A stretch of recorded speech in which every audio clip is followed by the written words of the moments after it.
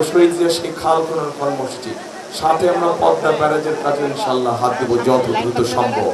কিন্তু তার জন্য আপনাদের সহ এই পুরো অঞ্চলের উত্তরাঞ্চলের প্রত্যেকটি মানুষকে ধানের শীষকে জয়যুক্ত করতে হবে। কারণ এই বরেন্দ্র প্রকল্পের সুবিধা রাজশাহী থেকে শুরু করে সেই ঠাকুরগাঁ পঞ্চগড় পর্যন্ত কৃষকরা সুবিধা পেয়ে থাকে, পায় না, সেই পর্যন্ত চলে গিয়েছে এটার প্রকল্পের সুযোগ সুবিধা।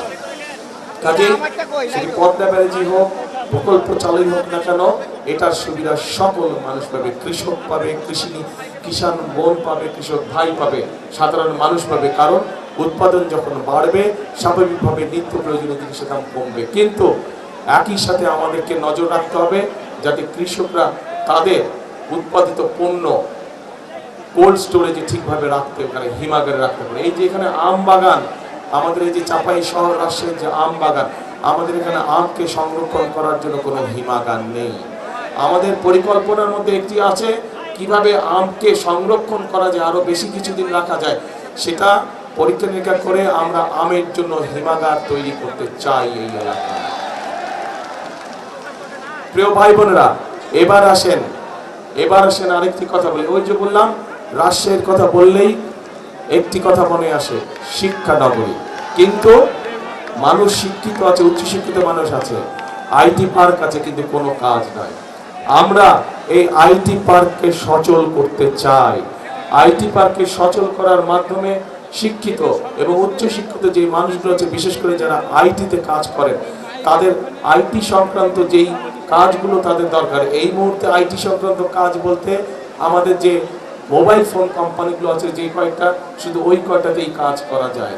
এর বাইরেও বহুত কাজ আছে যারা আইটিতে, আমাদের অনেক তরুণ আছে, অনেক যুবক আছে যারা এই কাজে পারদর্শী, কিন্তু তাদের কর্মসংস্থানের উপায় নাই।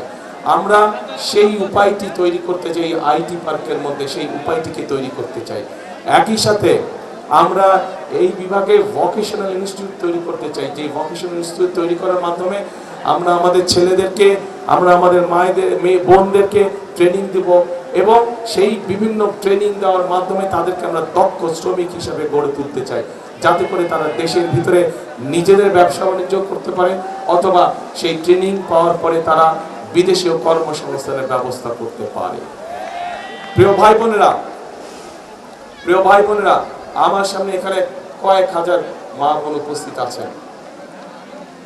আপনারা দেখেছেন যে দেশনেত্রী খালেদা জিয়া যখন রাষ্ট্র পরিচালনার দায়িত্বে ছিলেন, তখন উনি একটি পলিসি গ্রহণ করেছিলেন যে আমাদের নারীদেরকে, মেয়েদেরকে শিক্ষিত করতে হবে, এবং সেই জন্যই ক্লাস 1 থেকে ক্লাস 12 পর্যন্ত মেয়েদের শিক্ষা ব্যবস্থা ফ্রি করে দেওয়া হয়েছিল, যার ফলে বাংলাদেশে এখন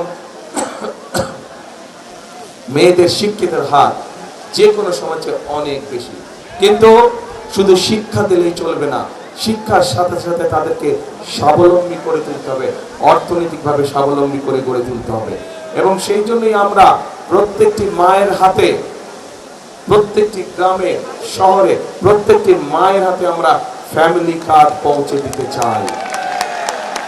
এই ফ্যামিলি কার্ড দল মত নির্বিশেষে প্রত্যেকটি মা এই ফ্যামিলি কার্ড পাবে, এবং ফ্যামিলি কার্ডের মাধ্যমে তারা সরকারের পক্ষ থেকে মিনিমাম কিছু সুযোগ সুবিধা পাবে, যাতে করে মাসে তাদের সংসারের ধাক্কাটা সামলে উঠতে পারে। তারা সংসারের চালানোর যে ধাক্কা, সেই ধাক্কাটি মা বোনরা যাতে সামলে উঠতে পারে।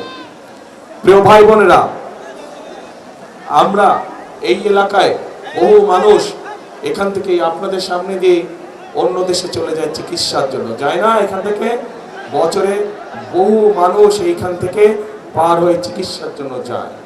এটা দেশের বৈদেশিক মুদ্রা তারা নিয়ে যাচ্ছে। আমরা এই অবস্থার পরিবর্তন করতে চাই, এবং এই অবস্থার পরিবর্তন করার জন্য আমাদের পরিকল্পনার মধ্যে আছে যে